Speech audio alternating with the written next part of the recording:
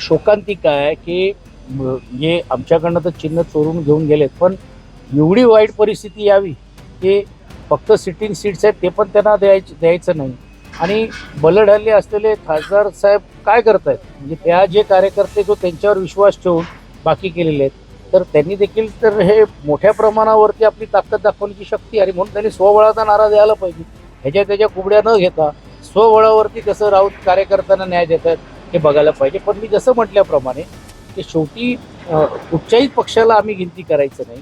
मग RPI सारखा जो मित्र पक्ष आहे त्याला 3 सीट द्यायचं, त्यांच्याबरोबर गेलेलं शिंदे शिवसेनाचा पक्ष आहे त्यांना देखील 7-8 सीट घ्या म्हणजे पाहिजे तर घ्या, नाही तर जा, अशी जी एकंदरीत मानसिकता जी दिसते त्यातूनच दिसत आहेत की राजकारण कुठच्या स्तराला चाललेलं आहे. आणि राजकारणाची परिभाषा ही आता दुर्दैवाने बदलावी लागली की घ्यायचं तर घ्या नाही तर निघा, ही भूमिका आहे. आणि मला आश्चर्य वाटते की सत्तेमध्ये असलेले पक्ष पण देखील झुकत आहेत या गोष्टीला. हे दुर्दैवी आहे या जिल्ह्याचा. खासदारांची नामुष्की आहे, की मी असं म्हणेन खासदार साहेबांचं म्हणजे अपमान आहे. आणि मी त्यांच्याबद्दल मला सहानुभूती आहे की अशा वेळी त्यांनी खंबीरपणे उभं राहायला पाहिजे.